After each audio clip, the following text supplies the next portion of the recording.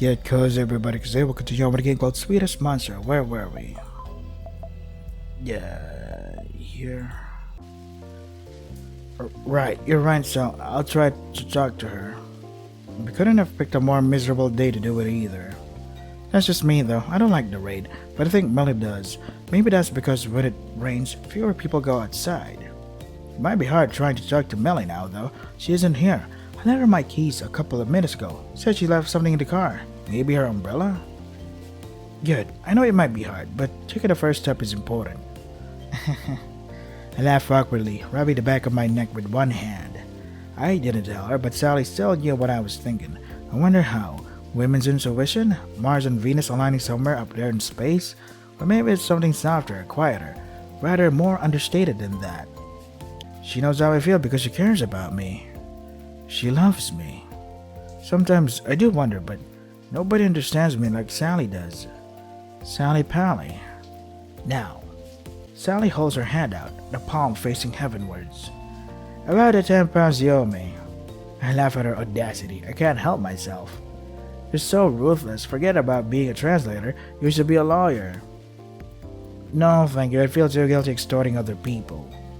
But you have no qualms about extorting your husband. That's different. You vowed that you would always love me, come hell or high water. Doesn't stop most of those celebrities you read about in those gossip magazines. Doesn't stop most of the kids' parents at school either. Surely to stop Arabella, wait. Yeah, well, you just try to divorce me, Robin. I'll have no fury, you know. I know. With a small smile, I take my wallet out of my pocket and hand the money over to Sally. Here you go. Don't spend it all at once. Thank you kindly. Sally takes the money out of my hand and slips the slightly crumpled 10-pound note into her back pocket. I watch framed by the ruins of Whitby Abbey as Sally walks down the hill, her blonde bun pinned to the top of her head, bounces with every single step she takes. Even after all these years, she's still the same old Sally I married, my Sally Pally. Talk to our daughter, man. I shake my head, sighing. Guilt creeps up on me, an almost palpable thing with cold hands that makes me shiver. What on earth am I doing to Sally? To Melly? This needs to stop. I need to stop it all now. What started out as an innocent distraction has gone too far, and I'm starting to get scared. I must be scared, otherwise I wouldn't be shaking like this. Yeah, good on you, guy. So, she's finally gone. Thank God. I thought she was never going to leave. I feel those familiar hands, no longer a figment of my imagination, but unquestionably, unabashedly real, loop around my back. The touch sends shards of ice shooting through my blood, chilling it more effectively than cold water ever could. Belle. I don't turn around. I stand there, staring out at the roofs of the houses spread beneath me like a blanket. Is it just my imagination, or has the wind started to pick up again? It feels even colder than it did before. So, you came back. Of course I did. I said that I would, didn't I? I'm always with you, wherever you go. That's odd. I thought cats didn't like the rain. I don't. That's why I'm not going to stay here long. It's making my hair frizz. I would hate for royalty like you to ruin your hair over a peasant like me. Perhaps you should take your leave. Are you telling me to go, Robin? I might be. Might be easier that way. Sure, it might be easier, but I'm not going to do what you want just because it'll make things easier. That's a terrible way to talk to a woman, Robin. Particularly a woman who's in love with you. Now, look here. Gulp. I break free from Belle's icy cold grasp and inhale the cool, rain-splattered air greedily. There's something about Belle's presence. Even when I can't see her face, that's so overwhelming. It's hard for me to think straight. Being embraced by her white, skinny arms feels like sinking slowly into the bottom of a dark, black sea. It's suffocating. Spine-chilling, I might say. If this were a Hammer House of horror production, which it isn't, thank heaven for small mercies. I know that reference. Belle stands there, looking much the same as ever. She's forgotten her school uniform today. I suppose that makes sense given it's a Saturday and instead wears a dark coat. The coat looks familiar for some reason, but I can't quite place it. So does the umbrella she's holding, shielding her hair from the rain? The umbrella is pretty cute now that I look a little more closely. It's black, emblazoned, with a pattern of repeating white rectangles. Is it fashioned after a piano? I bought Melly an umbrella like that a long, long time ago, when I first started teaching her how to play. I don't think she ever used it, though. I don't know if I blame her. It was presumptuous of me, just like her name. I think you're the one who needs to look here, Robin. Belle's eyes are just green as ever, so bright they pierce through the gloom. In the darkness, they almost seem to glow. This can't work anymore, Robin. You know it can't. What do you mean? You can't play being a good husband and a father whilst being my beloved at the same time. Beloved? Do you really need to question that? I already told you that I love you. You did, but I don't know. Maybe you were just playing around. Playing around? Belle raises one eyebrow. Gone are her mischievous smiles, her light-hearted laughter. I kind of miss it. I don't like this new Belle, serious and intense, those huge eyes that refuse to blink no matter how long I stare into them. That's so sad. Even though I explain my feelings to you, you still don't understand. You don't understand at all. I've always been rather dense. Sally was the one who asked me out first. She was chasing after me for weeks and I didn't realize. Like I care about Sally. Like you care. Stop trying to fool yourself. But she's my wife. So what? That doesn't mean anything. Why should you care about your wife when you have me? But I've known Sally for almost 18 years. And you've known me for 30. That isn't the same, Belle. No, it isn't. It's not the same because she doesn't love you the way I love you. She can only love you as a human woman can, complaining and insulting and always finding faults. People are all like that. They're so concerned with their own shortcomings that they pick on one another to make themselves feel better. It's not real happiness though, no matter what they tell themselves. It's all fake, hollow and empty. People are all hollow and empty. I'm not like that. I love you for who you are. I've loved you from the moment I met you. Uh-oh. And her daughter's gonna see us. Uh-oh. Shit. I gasp. All of a sudden, I feel a sensation against my neck. It's warm despite the cold wind that laces through my skin.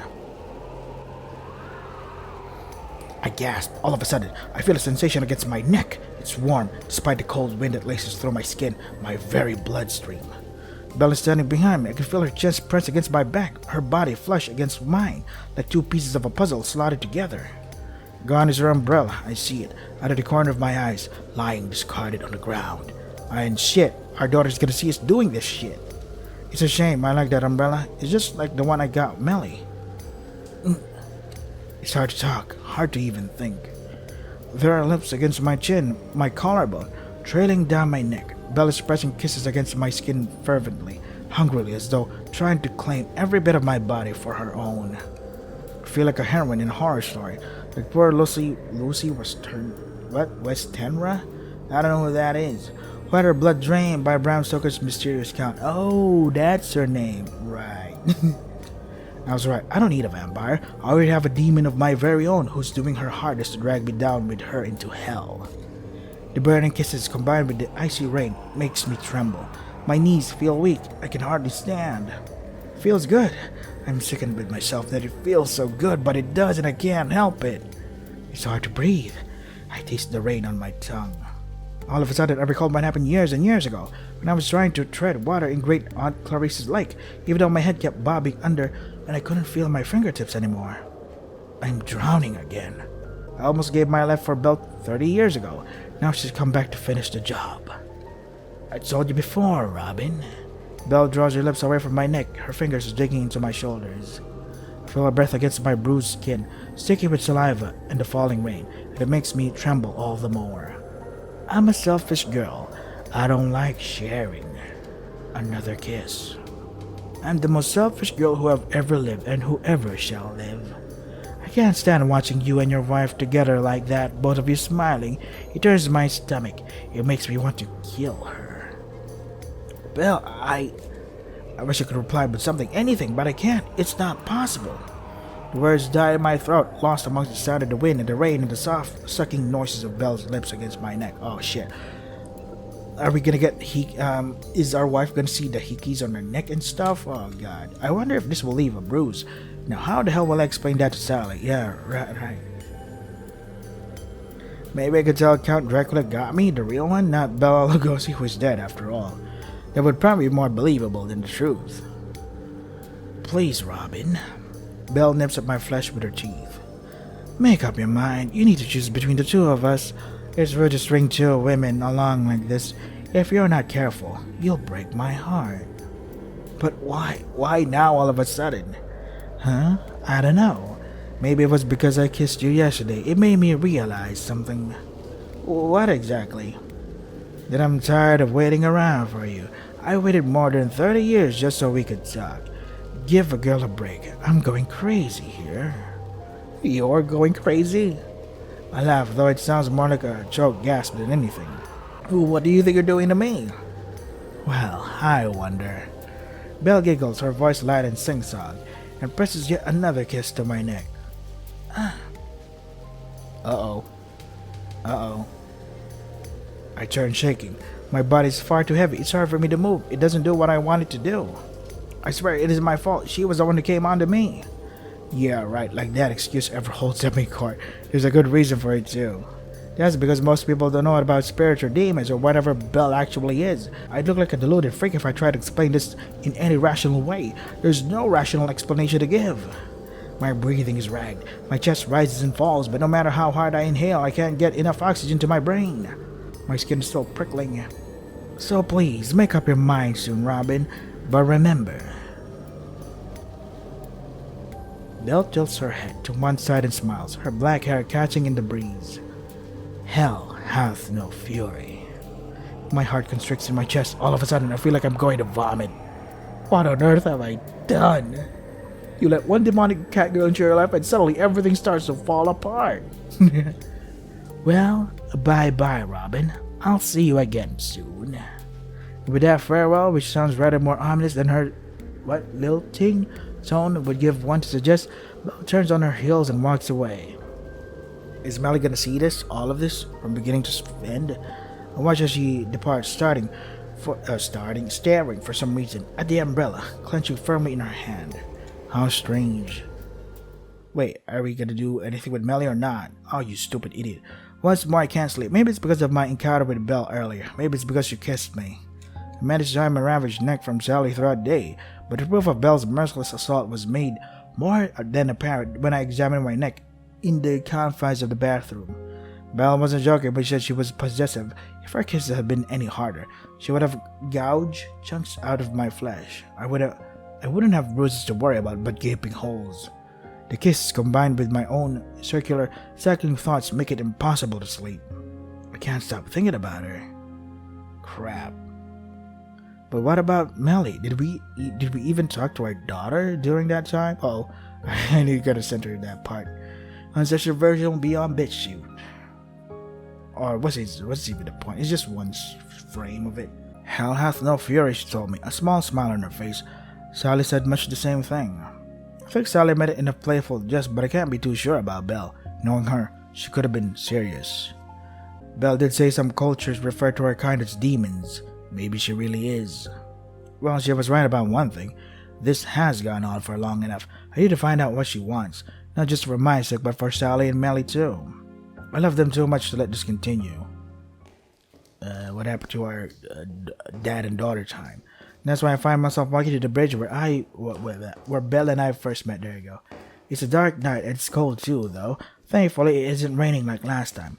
Maybe the dark storm clouds up above already expanded themselves over Whitby, selecting the cobblestone roads so unsuspecting pedestrians would fall and tumble to the ground like dominoes. That shopping trolley is still lying in the middle of the river, undisturbed like the carcass of a hippo. What? What's with a hippo? It looks strangely majestic under the light of the moon, a monument, a landmark, a pagan place of worship. I shiver in my fingers, wrapped tightly around the wrought iron railings of the bridge. I don't know if I'm shivering from the adrenaline, the cold, or my own anxiety. Maybe it's all three. We humans are complicated creatures. The bruises dotted across my neck still hurt. I keep prodding at them, even though I know I shouldn't. I can't help it. Maybe we humans aren't that complicated after all. Okay, no complications. Hello there, stranger. The moon is beautiful tonight, isn't it? Belle. She's walking towards me, her dark hair fluttering in the breeze. She isn't wearing the black coat she donned earlier today, and neither is she in her ridiculous school uniform.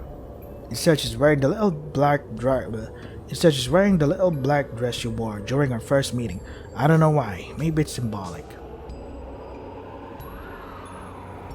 The black dress makes her skin look whiter than ever. Her slender arms are still at her sides like bundles of sticks or bleached bones. She must have approached me silently, so silently while I was still lost in thought, busy prodding at those bruises she left behind. Her footsteps are silent even now, like those of a cat. She doesn't make any noise, not even as the wind plays through her hair or tugs at her skirt. Uh-oh. I am so happy, Robin. She comes to a halt, standing before me. I can hear the beating of her heart, even though we're not touching, separated by just a hair's breadth. I can't debate the finer points of Belle's existence now. I have too much proof. Before the day, perhaps I could have convinced myself Belle was nothing more than an illusion, a delusion. But now I know. The bruises on my neck, Belle's lips against my skin, the beating of her heart make any such protestations sound silly. She really is real, and it's not a dream. Even if I pinch my arm, I'm not going to wake up. I've fallen too far for that. I'm so happy that you came back to me. For some reason, I knew you'd be waiting. I'm glad I had faith in you. She blinks up at me from underneath her long, sooty eyelashes, a smile on her face. Well, I can be very persuasive. She reaches forwards, the tips of her white fingers brushing against one of the ugly bruises on my neck. I flinch back, shivering. Her hands are cold like ice, and her touch chills me. You know, Belle, I was wondering something about that umbrella you had today. But Belle places one finger against my lips, silencing me. Her touch is so icy it draws my breath out of my lungs. Let's go. I want to take you somewhere. Where? I'm stuttering. I can't help it. I can't say anything to her. I can't fight against her. She was right. I already belong to her. Captivated. Mesmerized. All it took was one glance from her bright green eyes and I was under her spell.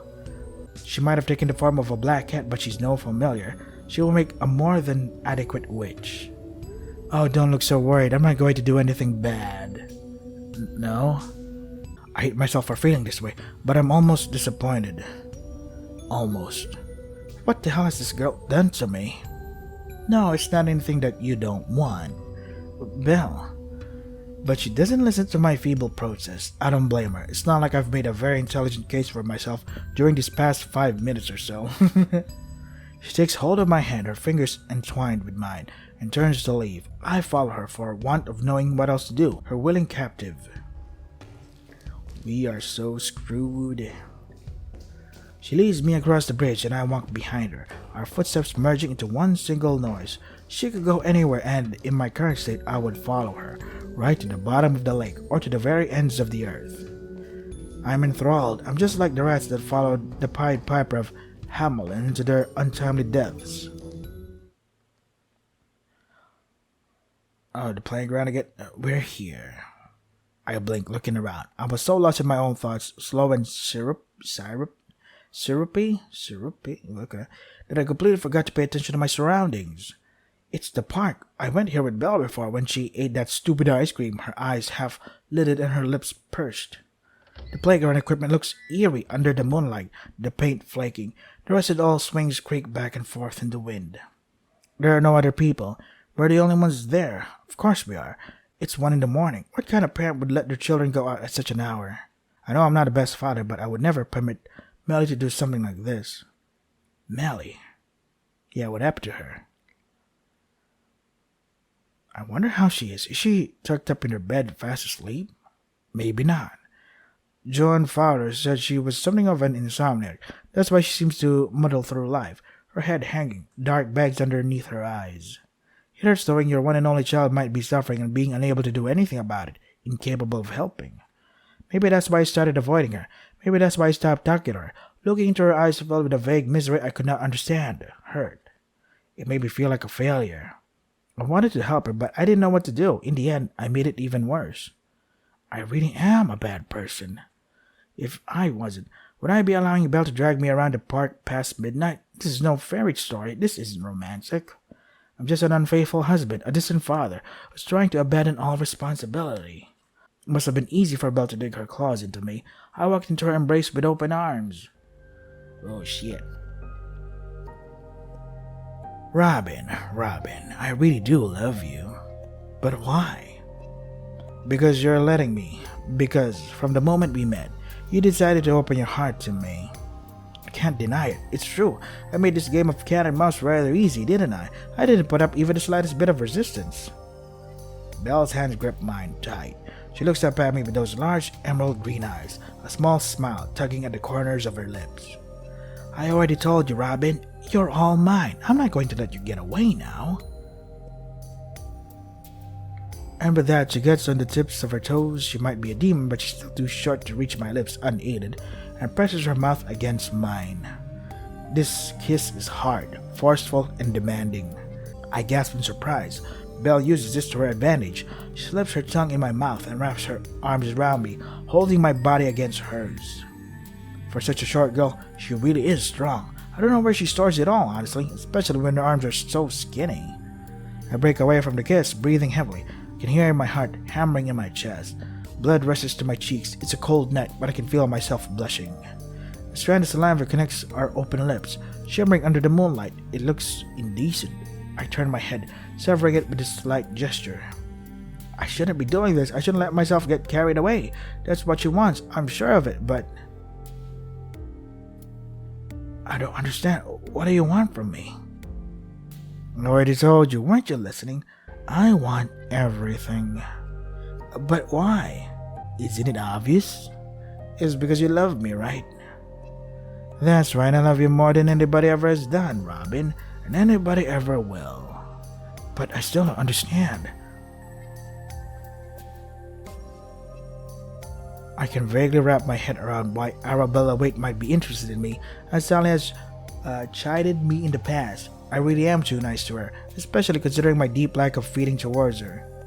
Though I try to avoid talking with her when I can, she's engaged me in discussions about her drawn-out divorce more times than I can count. The fact that I've complimented her on her appearance a few times in the past, I can't help it. She's a very pretty woman. I let her cry into my chest at Costa last weekend probably didn't help. But I don't understand why Belle likes me so much. It's true that I tried to save her, but the fact remains that I didn't. I didn't do a damn thing, unless you want to count nearly drowning. I wonder if she likes that in a man, being pathetic and helpless. I'm certainly not offering much resistance against her onslaught right now. Maybe it's because, despite my protest, I don't wanna. I don't know what I want. It's all so confusing. My head is starting to hurt. There are far too many things to keep track of, too many things to feel guilty about. It would be easier to forget and just focus on sensations. The none too self-second gets my swollen lower lip. But how can I? Belle, I don't think you should be doing this. I can do what I want. But at the very least, I shouldn't be doing this. I mean, I'm married. But you don't love her. Belle, you don't love her like you love me. How could I possibly love you? I've only known you for a few days. Maybe, but that can all change. I want it to. Belle. Shush, I'm not a fan of all this talk. Humans all talk too much. Why do you have to try and rationalize every little thing? Just enjoy it. Belle presses her lips against mine once more. I feel lightheaded. It's hard to breathe. I think I'm going to pass out. It's a cold night and Belle's touch is frigid, but her lips are so warm. I'm melting. Belle guides me to a secluded corner of the park, overcast by trees. The moonlight makes her skin shine milky white. Belle leans forward, pressing her lips against the hollow shell of my ear. Her breath glides across my skin. Her fingers are trailing down my chest towards my crotch, insistent, needy. I don't want this. I don't think I do, but... She squeezes hard. I gasp. You like me, don't you? I don't know what to say. What can I say? Even if I refute her, the way my body's reacting should make it obvious enough. Uh-oh. Is Sally gonna show up? Oh shit! Oh shit! Oh shit! Oh shit! Oh shit! Okay, uncensored version will be on BitChute. Just saying. She's a lot lighter than I thought she would be. I don't know why I expected otherwise, given her body is that of a teenage girl, but the way she talks easily makes one forget that. Claims of being Marie Antoinette and all. I wonder if Marie Antoinette even gasped like this as she was penetrated. Oof. Her head tipped back. Her eyes rolled into the back of her head. Then I paused, realizing that it's actually quite a weird thing to think of during an intimate moment like this. I thought you said you'd done this before. Belle winces. Her eyes are squeezed shut. I see tears beating in the corners of her eyes. I have. Then why are you so tight? Belle's insides squeeze around my erection, engulfing me in sharp sensation. She's so tight it's almost painful. I have to stifle my moans with the back of my hand. What the hell am I doing? Sleeping with her is bad enough, but we're doing it outside. Kinky. This is a new level of depravity I never thought I'd sink to. Forget not paying for ice cream sundaes. This is the kind of shit you can't really bounce back from. Maybe it would look a little better if I weren't a primary school teacher. There's this kind of image most people have of primary school teachers, music teachers especially, and I can't imagine having sex with young girls is one of them. Belle moves in my lap, just slightly, and my whole body's instantly seized with a sharp shock. I twitch, shoulders trembling, and bite down on my hand. Ah, fuck! And I really don't want to sleep with Belle. I don't think I did anyway. It wasn't high on my to-do list. She was the one who instigated it, not me. She was the one who stroked my erection through my trousers, the one who disposed of her underwear, the one who lowered her shaking, pale white body into mine. But I can't deny it feels good. The moans I'm making, escaping unwillingly from my lips, are proof enough of that. Belle's body's warm, sticky with her own clear fluids, and that isn't the only thing. She's bleeding. When she pushed my erection deep inside her body, I felt a resistance, then something tearing. Something that can't be fixed. Though she isn't bleeding that much, it's still startling. The milky white insides of her thighs are splashed with bright red crimson. It almost looks like something from a horror movie. The Deflowered Maiden. Oh God. Belle, you're a virgin? Only this body. Guys like virgins, right? They like fucking pure girls, so they can take their innocence away, so they can own them. You really think that? Of course I think that. I know it. How? I can tell by how hard you are inside me. Ah, alright. Good point. I gasp. Belle exploits the situation. She dips her head, pressing her lips against mine in a heated kiss. Her tongue tangles with mine. The sensation of her kisses, mingled with the shifting of her what's that word? Lithe? Body on my lap makes my head swim. I slide even deeper into her body when she shifts, although there isn't a single inch separating the two of us. I don't just feel closer, it almost feels as though we're merging together, becoming one and the same. My erection is buried inside her body and her fingers are entwined with mine, our tongues coiled together. Belle draws away and brings her lips against my ear, whispering under her breath. It's okay, you don't need to hold back. But I was waiting for this moment. I was waiting for so long. I want you to enjoy yourself. But I don't want to hurt you. Don't you think it's a little bit too late for that? I turned my head away, my own face burning red. That really wasn't my fault. You were so insistent. You try going for 30 years without sleeping with anyone and see how insistent you get. That's a fair point, I guess. I already told you I don't mind, so just do it. Come inside me, fill me up. I want to become one with you. I've wanted this for so long. Belle, I love you. I love you so much. And then our wife sees us. Nope, not yet. Okay. Belle looks at me, her emerald eyes large. For the first time, I know a certain vulnerability to her tone. Her voice quavers, as does her tiny body perched on my lap. She's so light, even when she's pressing down against me like this, almost like a feather. Her collarbone juts out alarmingly underneath her white skin. Her exposed breasts are so small and her arms and legs are so slender. It's almost like she's made of air. I want to take care of her. I want to protect her. I want to love her. I want to fulfill her wish just so long as it will make her happy. She must have been so lonely these last 30 years trapped inside her skull, with nobody to talk to. I can't even fathom what kind of isolation it must do to a person. No wonder Belle's been so desperate, almost hungry, for my affection. I don't know if I blame her. I suppose it's nice being needed like this, being wanted. I haven't felt wanted in such a long time. Belle, I understand. You do?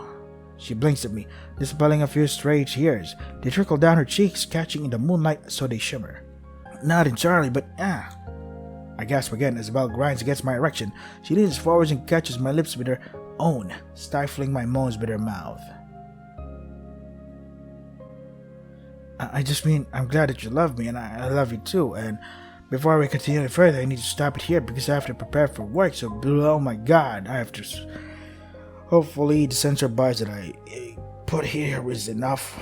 Uncensored version will be on BitChute. Holy shit, this is Sweetest Monster. If you want to try the game for yourselves, the links are in the description. That is all for today. Stay safe and take care of yourselves.